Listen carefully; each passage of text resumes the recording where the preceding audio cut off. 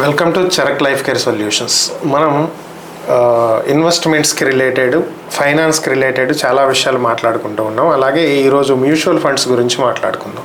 దీని గురించి మనతో విశ్లేషించడానికి, మనకు మంచి సలహాలు ఇవ్వడానికి ఫైనాన్షియల్ కన్సల్టెంట్ వెంకట్ గారు మనతో ఉన్నారు. ఆయనతో మాట్లాడదాం. నమస్తే వెంకట్ గారు. నమస్తే సందీప్ గారు. సార్, జనరల్గా మ్యూచువల్ ఫండ్స్ గురించి మనం రెగ్యులర్గా వీడియోస్లో వింటూనే ఉంటాం, చూస్తూనే ఉంటాం. సో ఎక్కువ మందికి వీటి గురించి ఇప్పుడిప్పుడు అవేర్నెస్ వస్తుంది అనుకోవాలి, ఆల్రెడీ వచ్చిందని అనుకుందాం పోనీ. సో ఓవరాల్గా ఇప్పుడు మనం బేసిక్గా చాలామంది వీడియోస్ చేసే మ్యూచువల్ ఫండ్ అంటే ఏంటి దగ్గర నుంచి ఇన్ డీటెయిల్డ్గా డిస్కస్ చేద్దాం. అసలు జనరల్గా అసలు మ్యూచువల్ ఫండ్స్ అంటే ఏంటి, దీంట్లో మనం ఎందుకు పెట్టుబడి పెట్టాలి? సో మ్యూచువల్ ఫండ్స్ అంటే లైక్ కంపెనీకిను కస్టమర్కిను మధ్యలో ఉండి ఈ ఇన్వెస్ట్మెంట్స్ అన్నీ కూడా మేనేజ్ చేస్తూ మ్యూచువల్ బెనిఫిట్స్ అన్నీ కూడా అటు కంపెనీకి ఇన్వెస్టర్ని అందించడం, ఆ ఇన్వెస్టర్కి వచ్చేటువంటి ఆ ఇన్వెస్ట్మెంట్ కంపెనీకి వచ్చేటువంటి లాభాలని ఈ ఇన్వెస్టర్కి చేరేటువంటి పద్ధతిని లైక్ దీన్ని మ్యూచువల్గా మేనేజ్ చేస్తూ ఉంటారు కాబట్టి ఈ మ్యూచువల్ ఫండ్స్ అని చెప్పేసి అంటారు సార్. మ్యూచువల్ ఫండ్స్కి స్టాక్స్కి ఉన్న డిఫరెన్స్ ఏంటి? రెండు ఒకటేనా? స్టాక్ మార్కెట్, మ్యూచువల్ ఫండ్ రెండు ఒకటేనా, వేరా? ఇప్పుడు మ్యూచువల్ ఫండ్స్కిను స్టాక్స్కిను డిఫరెన్స్ ఏంటి అని అంటే, ఇప్పుడు డైరెక్ట్గా మనం కంపెనీలో మనం ఇన్వెస్ట్మెంట్ చేయాలంటే ఆ కంపెనీ గురించి మనకు పూర్తిగా తెలిసి ఉండాలి.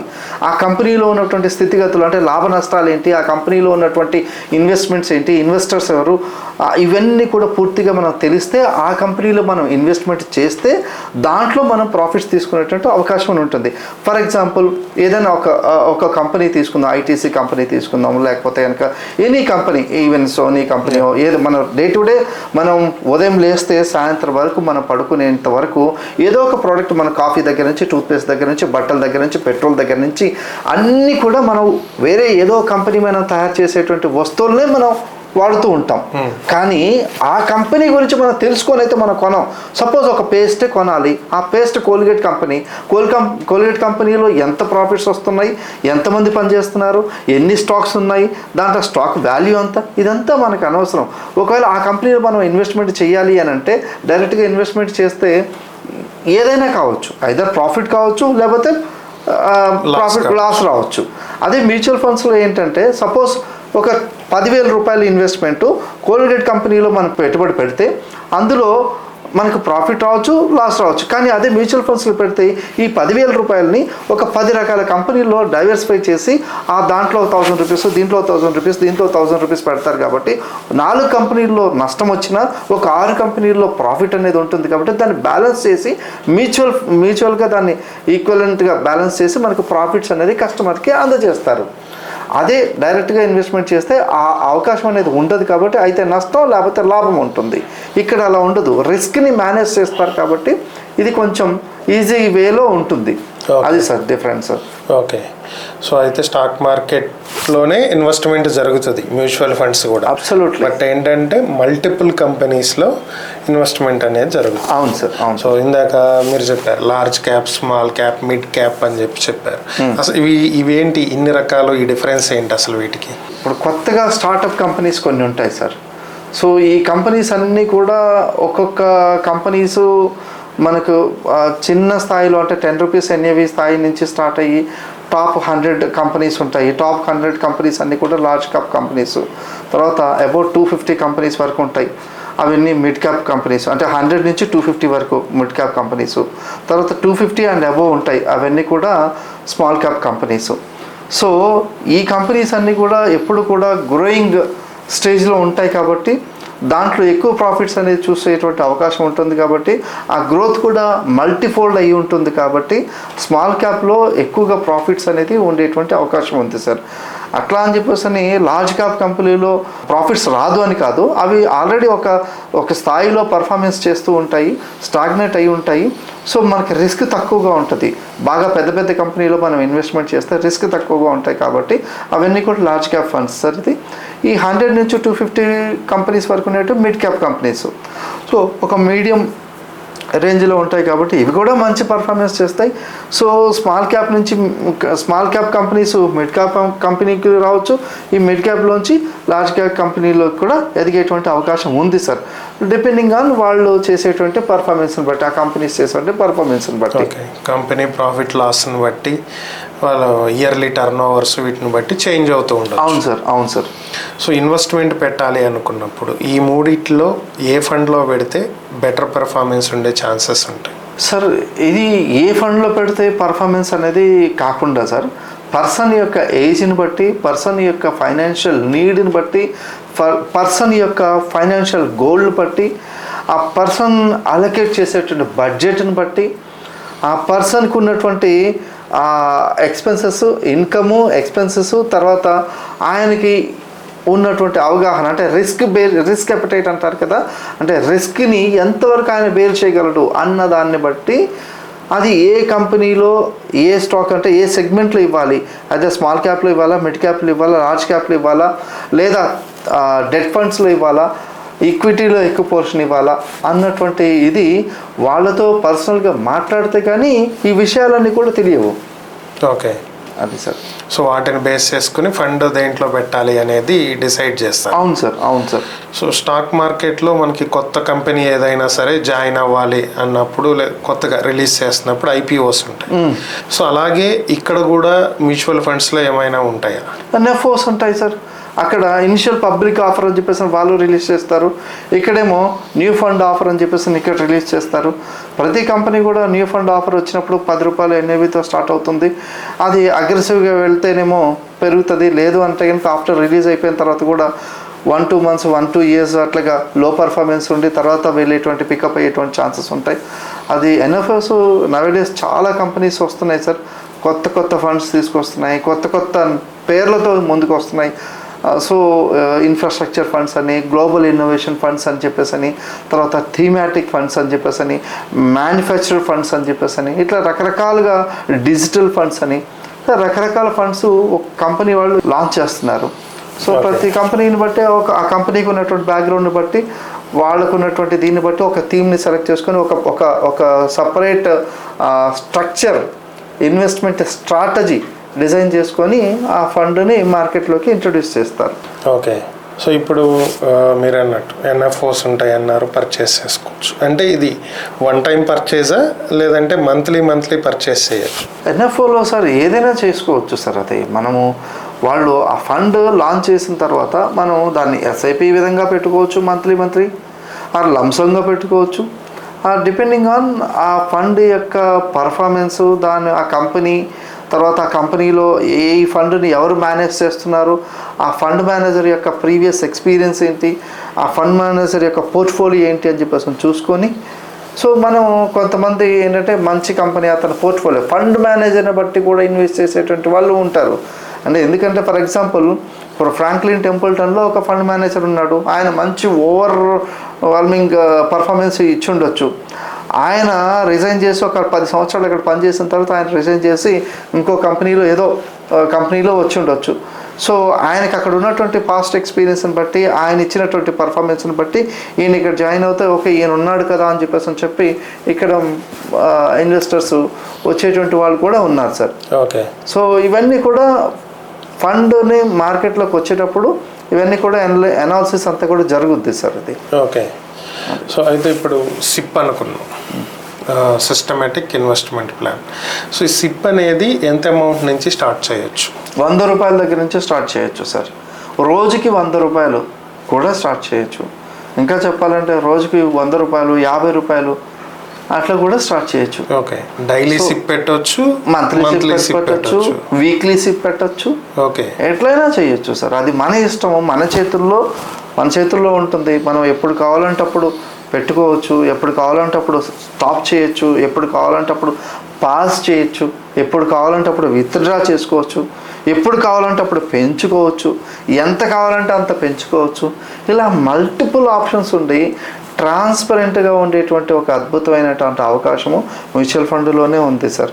ఇంకా వేరే దేంట్లో కూడా, అంటే ఇన్వెస్ట్మెంట్ మెథడ్లో దేంట్లో కూడా ఇంత ఫ్లెక్సిబిలిటీ ఉండేటువంటి అవకాశం లేదండి. ఓకే, సో అది మనం మంత్లీ సిప్ పెట్టామనుకోండి, రఫ్గా ఎన్ని సంవత్సరాలు సిప్ రన్ చేయాల్సి ఉంటుంది? మినిమం ఇన్ని ఇయర్స్ పెడితే మంచి రిటర్న్స్ వస్తాయి అనేది ఏమైనా మీరు సలహా ఇవ్వగలుగుతారా? మినిమం ఒక 3 to 5 years సార్. అంటే ఒక మంచి రిటర్న్స్ అంటే మంచి అనేది అది దానికి ఎండ్లెస్, లిమిట్ లేదు. సో కాబట్టి ఒక రీజనబుల్ ప్రాఫిట్స్, రీజనబుల్ మార్జిన్స్ తీసుకోవాలి అంటే ఒక 3 to 5 years ఉంటే మనం పెట్టినటువంటి ఇన్వెస్ట్మెంట్కి వేరే ప్లాట్ఫామ్స్కి దీనికి డిఫరెన్స్ అనేది కనిపిస్తుంది. సో ఒక 3 years నుంచి 5 years ఉన్నారనుకోండి, మనం పెట్టిన ఇన్వెస్ట్మెంట్ సపోజ్ 10 లక్షల రూపాయలు ఉంటే ఆ 10 లక్షలు కాస్త 20 లక్షల రూపాయలు అయ్యేటువంటి అవకాశం అయితే ఉంది. సో అన్లెస్ అంటే ఆ ఫ్రూట్స్ మనం ఎంజాయ్ చేయకపోతే, మధ్యలోనే విత్తనం నాటి అది మొక్క మొలిచి దానికి చెట్టుకి ఫలాలు వచ్చేటువంటి క్రమంలో మనం కట్ చేసామనుకోండి, so there is no use. Okay. So ఇప్పుడు ఒక ఎక్స్ పర్సన్ సిప్ పెట్టాడు అనుకోండి, మంత్లీ ఒక 1000 పే చేస్తున్నాడు.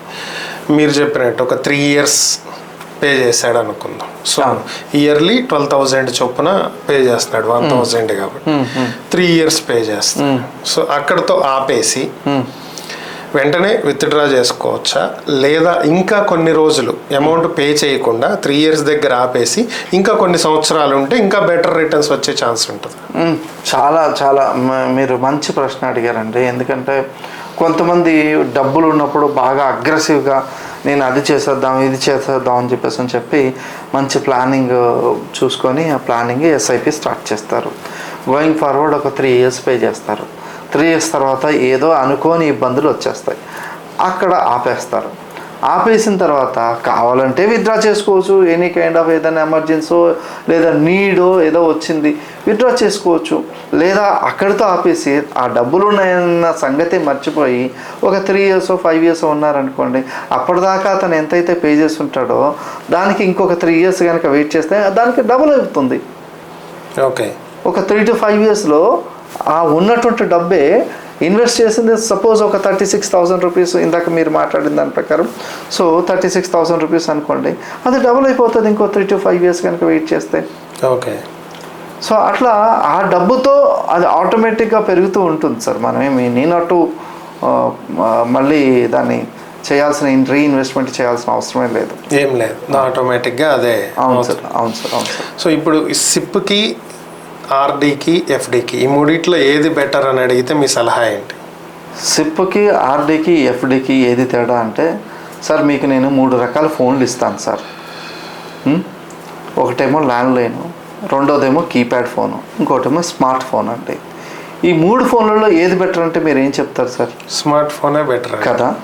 సో ఎందుకు అవన్నీ ఒకప్పుడు ఏ ఫెసిలిటీ లేనప్పుడు, ఏ అవకాశం లేనప్పుడు ల్యాండ్ ఫోన్ వాడాము.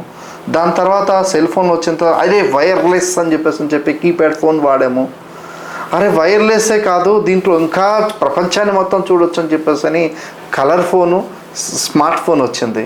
సో ఆబ్వియస్గా స్మార్ట్ ఫోన్ ఎంతైతే మంచిదో మ్యూచువల్ ఫండ్ కూడా అంతే అప్డేటెడ్. సో ఇదే మంచిది సార్.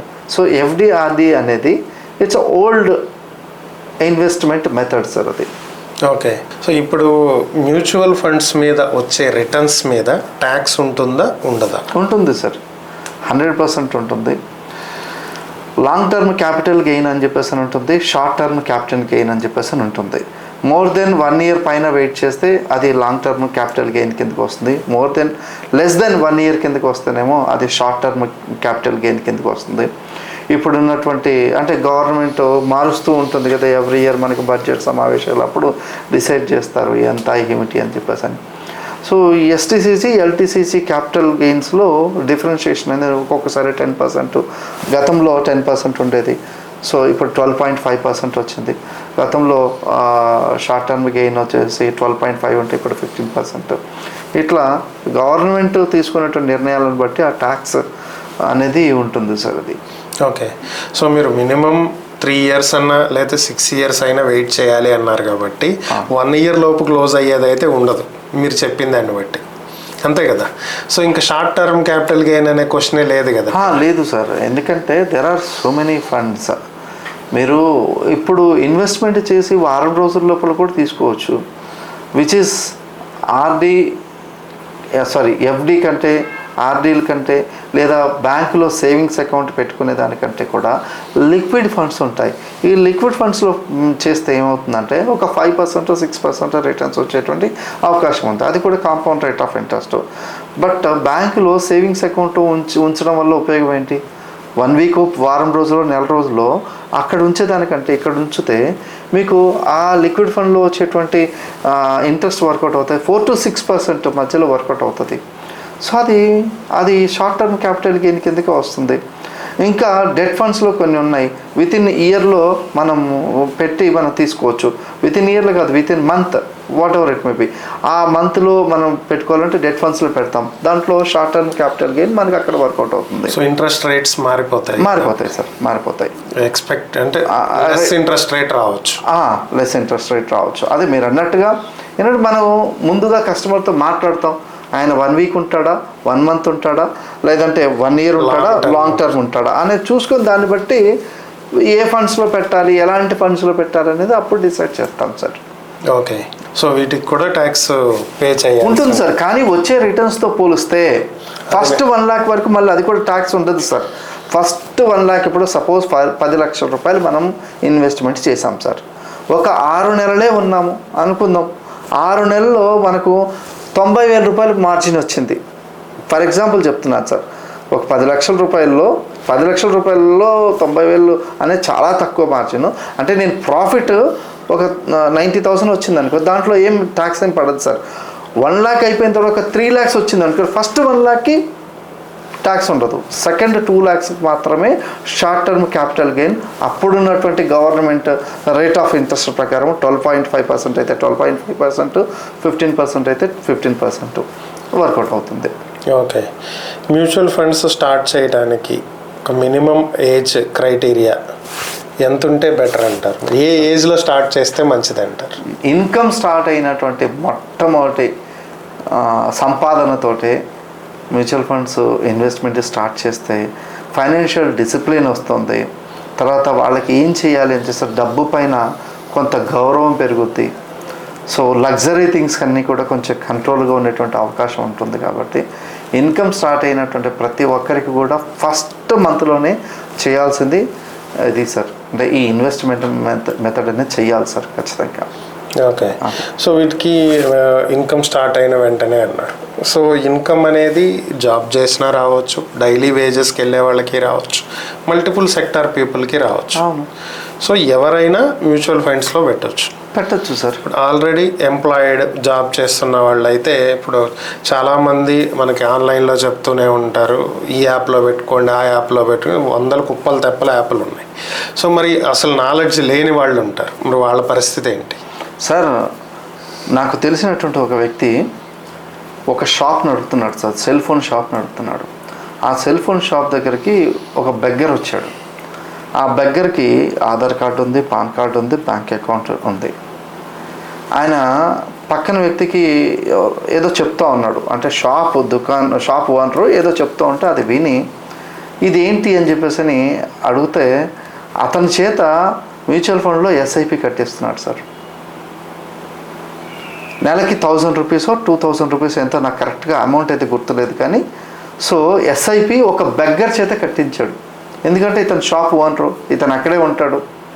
సో ఆ బెగ్గర్ వచ్చి నెల అతన్ని కనపడి అతనికి బాగోగులు చూసుకొని, అంటే లైక్ ఆ ఇన్వెస్ట్మెంట్స్ ఎట్లా ఉంది పోర్ట్ఫోలియో చెక్ చేసుకొని వెళ్తూ ఉంటాడు. అంటే ఇంకా అంతకంటే తెలియనటువంటి వాళ్ళు ఉండరు కదా సార్. సో అది వీళ్ళే కాదు, చిన్న సన్న రైతులు, వ్యాపారస్తులు ఉంటారు. సో వాళ్ళు కూడా రోజుకు 100 రూపాయలు కూడా ఇన్వెస్ట్మెంట్ చేస్తున్నారు సార్. వాళ్ళకేం తెలీదు. వాళ్ళ బ్యాంక్ అకౌంట్కి దేనికేనో లింక్ చేస్తారు, ఆ బ్యాంకులో డబ్బులు వేసుకుంటారు, ఆటోమేటిక్గా కట్ అయిపోతూ ఉంటుంది. వాళ్ళకి ఎప్పుడైనా అవసరం వచ్చినప్పుడు వాళ్ళు తెలిసిన వాళ్ళు, పక్కింటి వాళ్ళు వీళ్ళు చూసుకుంటూ ఉంటారు. కావాల్సినప్పుడు విత్డ్రా చేసుకుంటారు. బ్యాంక్ అకౌంటే కదా, నథింగ్ బట్ బ్యాంక్ అకౌంటే కదా. గూగుల్ పే, ఫోన్పే ఎట్లయితే మేనేజ్ చేసుకుంటున్నారో ఇది కూడా అంతే. ఓకే. సో దీంట్లో తెలియకపోవడం అంటూ నథింగ్ సార్. నవేడేస్ ఈ రోజుల్లో చాలా ఆన్లైన్ ప్లాట్ఫామ్స్ వచ్చేసాయి. దాంట్లోనే స్టాక్స్ పెడుతున్నారు, మ్యూచువల్ ఫండ్స్ పెడుతున్నారు, ఇన్సూరెన్స్లు కొంటున్నారు. సో అంత చేయగలిగింది ఈ మ్యూచువల్ ఫండ్స్. అది ప్లాట్ఫామ్ క్రియేట్ చేసిన తర్వాత నథింగ్ సార్, మనం మానిటర్ చేసుకోవడం ఈజీ వే అండి. ఓకే. సో చాలామంది ఏంటంటే ఈ ఇన్వెస్ట్మెంట్స్ పెట్టే దగ్గర ఇప్పుడు సపోజ్ మీరే ఉన్నారనుకోండి, సో నేను పెట్టాలనుకున్నాను, ఒక సిప్ ఓపెన్ చేయాలనుకున్నా, మ్యూచువల్ ఫండ్స్లో ఇన్వెస్ట్ చేయాలనుకున్నాను. నేను మీ దగ్గరకు వచ్చి నా క్రైటీరియా ఇది, నేను మంత్లీ ఇంత పెట్టాలనుకుంటున్నాను, ఇది అడిగితే మీరు ఒక సలహా ఇస్తారు, దాన్ని బట్టి నేను పెడతాను. కొంతమంది ఏంటి, డైరెక్ట్గా ఏదో ఒక యాప్ ఓపెన్ చేసి యాప్లో వాళ్ళు అనుకున్నది ఏదో పెట్టేస్తారు. అది మంచి ఫండా, మంచి రిటర్న్స్ ఇచ్చే ఫండా లేదా అనేది వాళ్ళ నాలెడ్జ్ని బట్టి ఉంటుంది. సో వాళ్ళు ప్రాపర్గా అనలైజ్ చేయగలిగితే ఇట్స్ ఓకే, లేదంటే లేదు. ఈ డిఫరెన్స్లో కొంతమంది ఏంటంటే మధ్యలో ఒక మీడియేటర్ ఉంటే మనకు వచ్చే దాంట్లో కొంత కమిషన్ వాళ్ళకి వెళ్ళిద్ది, అది ఎందుకు పోవాలి, అది మనమే డైరెక్ట్గా పెట్టుకోవచ్చు కదా, ఇలాంటి ఆలోచనలు ఉంటాయి. సో ఇది ఎందుకు మధ్యలో ఆ ఒక్క చిన్న వేరియేషన్ ఏమొస్తుంది ఏజెంట్ ద్వారా వెళ్ళినందువల్ల, డైరెక్ట్గా పెట్టినందువల్ల వచ్చే డిఫరెన్స్ ఏంటి సార్? డిఫరెన్స్ ఏంటంటే ఇప్పుడు ఒక్కొక్క ప్లాట్ఫాము ఎవరిది, ఏ ప్లాట్ఫామ్ వాళ్ళు ప్రమోట్ చేసుకున్నట్టుగానే నేనేం ప్రమోట్ చేస్తాను, ఆన్లైన్ ప్లాట్ఫామ్ మంచిది కాదు, ఆన్లైన్ ప్లాట్ఫామ్లో సర్వీసెస్ సరిగ్గా ఉండవు, ఏదైనా సమస్యలు వస్తే మనం ఎవరికి చెప్పుకోవడానికి ఉండదు. సో మన డబ్బు కొంతకాలం అయిన తర్వాత అగమ్య గోచరం అయిపోయి మనం ఎటు మేనేజ్ చేయాలో తెలుసుకోక ఎవరైనా సలహా ఇస్తే బాగుండు అనేటువంటి ఇవన్నీ సందిగ్ధాలన్నీ కూడా ఏర్పడవచ్చు అని చెప్పేసి నేను చెప్తాను. కానీ ఇది నా పాయింట్ ఆఫ్ వ్యూ. ఆన్లైన్ ప్లాట్ఫామ్లో ఏం చెప్తారు, మీరు ఏజెంట్ ద్వారా తీసుకుంటే లేదా మధ్యలో డిస్ట్రిబ్యూటర్ ద్వారా తీసుకుంటే, మధ్యలో ఎవరైనా అడ్వైజర్ ద్వారా తీసుకుంటే మీకు ఇంత కమిషన్, మీ ఎర్నింగ్లో ఒక దాదాపు 10 లక్షల రూపాయలు తీసుకుంటే 10 లక్షల రూపాయల్లో మీరు ఒక 1000 రూపాయలు లేకపోతే ఒక 10,000 రూపాయలు మీరు కమిషన్ వాళ్ళకి పే చేయాల్సి వస్తుంది, ఆటోమేటిక్గా అక్కడ కట్ అయిపోతుంది అని చెప్పి ప్రాపర్గా చేస్తారు. 10 లక్షలకే ఒక 10,000 రూపాయలు చేస్తే మీరు ఒక 20,000 రూపాయలు మీరు చేస్తే 20 లక్షల రూపాయలు చేస్తే ఒక 20,000 రూపీస్, ఆ 20,000 రూపీస్ మీరు ఇంత లాస్ అవుతున్నారు అని చెప్పి హైలైట్ చేసి చూపించినప్పుడు అమ్మ నా డబ్బు 20,000 రూపీస్ పోతుందా అని చెప్పేసి ఆలోచిస్తారే కానీ అక్కడ ఉన్నటువంటి లొసుగులు ఏంటి అని చెప్పేసి ఆలోచించారు కదా. ఇదే ఆన్లైన్ ప్లాట్ఫామ్స్లో లేదా డైరెక్ట్ అని చెప్పేసి direct mutual funds, regular mutual funds అని చెప్పేసి ఉంటాయి కదా. ఆన్లైన్ ప్లాట్ఫామ్స్ ఇచ్చేటువంటి కూడా డైరెక్ట్ ప్లాట్ఫామ్స్. మరి ఇక్కడ 10 రూపాయలు ఎన్ఏవి ఉంటే అక్కడ 11 రూపాయలు ఉంటుంది, అక్కడ 11 రూపాయలు ఉంటే ఇక్కడ 10 రూపాయలే ఉంటుంది. సో అంటే 1 రూపీ ఆల్మోస్ట్ ఒక ఫండ్లో ఒక ఎన్ఏవికి 1 రూపీ డిఫరెన్స్ ఉన్నప్పుడు 1 రూపీ నుంచి 1 రూపీ 50 పైసా వరకు డిఫరెన్స్ ఉంటుంది కొన్ని ఫండ్స్లో. అంత హై ఎన్ఏవి పెట్టి కొన్నప్పుడు అంటే రేట్ ఎక్కువ పెట్టి కొన్నట్టే కదా. వితౌట్ సర్వీసు మనం ప్రాపర్ సర్వీసే లేదు, ప్రాపర్ అనాలిసిస్ లేదు, ప్రాపర్ కస్టమైజేషన్ లేదు, ప్రాపర్ గోల్ ఓరియంటేషన్ లేదు, కానీ రేట్ ఎక్కువ పెట్టి మాత్రం కొంటున్నారు. తెలిసినటువంటి వ్యక్తికి మాత్రం, సర్వీస్ చేసేటువంటి వ్యక్తికి మాత్రం 1 రూపాయి రాకూడదు. ఇది జనాల మైండ్ సెట్ అండి, అంతే. ఇంకా ఆ మైండ్ సెట్లో ఉన్నంత వరకు వాడికి డబ్బులు, నేను నష్టపోయినా పర్లేదు కానీ వాడికి మాత్రం డబ్బులు రాకూడదు అన్నంత మైండ్ సెట్ ఉన్నంత వరకు మనం ఏం చేయలేము సార్. అది ఎప్పుడో ఒకసారి ఆన్లైన్ ప్లాట్ఫామ్స్లో ఏదైనా ఇరుక్కున్నప్పుడు, సమస్య వచ్చినప్పుడు చాలామంది ఇలాగే ఆన్లైన్ ప్లాట్ఫామ్స్లో పెట్టి ఫస్ట్లో కొంత విత్డ్రాల్ పెట్టినప్పుడు కూడా బాగా ప్రాఫిట్స్ ఇస్తాడు, చాలా సాటిస్ఫైగా ఫీల్ అవుతారు. కొంతకాలం అయిన తర్వాత విత్డ్రాల్ పెట్టుకుంటే కూడా వస్తాయి. ఆ గోయింగ్ ఫార్వర్డ్ ఇన్వెస్ట్మెంట్స్ ఎప్పుడైతే పీక్లో వెళ్తాయో అప్పుడు ఫ్రీజ్ చేశారనుకోండి, యాప్ని ఫ్రీజ్ చేశారనుకోండి, అప్పుడు మొదలవుతారు టెన్షన్. సో ఫండ్స్ విత్డ్రా పెట్టిన రాకపోవడం, అక్కడేమో ఖాళీ చూపిస్తుంది, ఇక్కడేమో రావు, ఎక్కడున్నాయో తెలీదు, ఎవరిని అడగాలో తెలీదు, ఎక్కడికి వెళ్ళాలో తెలీదు. ఇట్లాంటి సమస్యలు వచ్చినప్పుడు అప్పుడు రియలైజ్ అవుతారు, ఎవరైనా దొరికితే బాగుండు, ఇది ఈ సమస్యకు అయ్యో నా డబ్బులు అక్కడ ఇరుక్కుపోయాయి అనేటువంటి ఇది ఉంటుంది. సో ఇలాంటి ప్రాబ్లమ్స్ రాకుండా ఉండాలంటే ఖచ్చితంగా ఒక అడ్వైజర్ అనేటువంటి వాళ్ళు ఉండాలి సార్. ఉంటేనే కదా మన వయసును బట్టి మన పోర్ట్ఫోలియోని చెక్ చేసి మీకు ఇచ్చేది, ఏ ఫండ్ సూట్ అవుతుంది అన్నది. ఈ చిన్న నాలెడ్జ్ సార్, ఇది తెలుసుకోకపోతే ఎలాగా చెప్పండి. సో ఇప్పుడు ఒక చిన్న అజంప్షన్ చూద్దాం మనం. సపోజ్ ఒక పర్సన్ ఉన్నాడు, ఒక 26 ఏళ్ల వ్యక్తి, నెలకు ఒక 20,000 సంపాదిస్తున్నాడు అనుకుందాం. సో అతనికి ఖర్చులు, ఇంటి ఖర్చులు కానీ, రెంట్లు, అదర్ డిపెండెన్సీస్ ఏవైనా కానీ ఒక 15,000 వరకు పోతున్నాయి, ఒక 5,000 మిగులుతున్నాయి అంతే. సో అలాంటి వ్యక్తికి ఎలాంటి ఫండ్స్ మీరు సజెస్ట్ చేస్తారు? మంత్లీ ఎంత అమౌంట్ సిప్గా పెడితే బెటర్ అంటారు? మీరే చెప్పారు కదా సార్, ఒక 5,000 రూపీస్ అతను బడ్జెట్ అలొకేట్ చేయగలరు అని అంటే, ఆ 5,000 రూపీస్లో అతనికి ఉన్నటువంటి దీన్ని బట్టి అతను అంటే అతను ఏమైనా ఫైనాన్షియల్ నీడ్స్ ఏమైనా ఉన్నాయా, రాబోయే 5 సంవత్సరాలు ఏమైనా ఉన్నాయా, 10 సంవత్సరాలు ఏమైనా ఉన్నాయా, దేనికోసం డబ్బు దాయాలనుకుంటున్నాడు అని చెప్పి అతను రిస్క్ ఎంత బేర్ చేయగలుగుతాడు. అంటే లైక్ బాగా డబ్బులు వస్తుంటే కొంచెం ఏదైనా నష్టపోయినా కూడా, అంటే షార్ట్ టర్మ్లో నేను అనేది ఒక 1 ఇయర్లో అతను ఎంత రిటర్న్ ఎక్స్పెక్ట్ చేస్తున్నాడు, రిటర్న్ అనేది చూసుకొని అతనికి ఎక్కువగా చిన్న వయసే కాబట్టి ఒక 3,000 రూపీస్ వచ్చేసి స్మాల్ క్యాప్, ఒక 2,000 రూపీస్ వచ్చేసి ఏదైనా మిడ్ క్యాప్ ఫండ్లో ఆఫర్ చేస్తాను సార్. అది ఒక స్మాల్ క్యాప్, ఒక మిడ్ క్యాప్ చాలు సార్, అంతకంటే 5,000 రూపీస్ బడ్జెట్ కదా, దాన్ని ఒక ఆయనతో మాట్లాడిన తర్వాత ఒక 5 years 10 years పీరియడ్గా మనం మాట్లాడుకొని పెట్టేస్తే సరిపోతుంది సార్. అది సో 5,000 పెట్టేయచ్చు అంటారు ఆలోచించకుండా? అవును, 100% సార్ పెట్టచ్చు. సో ఎందుకంటే రేపొద్దున కొంతకాలం అయిన తర్వాత ఇదే పర్సన్కి మ్యారేజ్ అవ్వచ్చు, పిల్లలు పుట్టవచ్చు, ఆ పిల్లలకి చదువులకి అవసరం అవ్వచ్చు.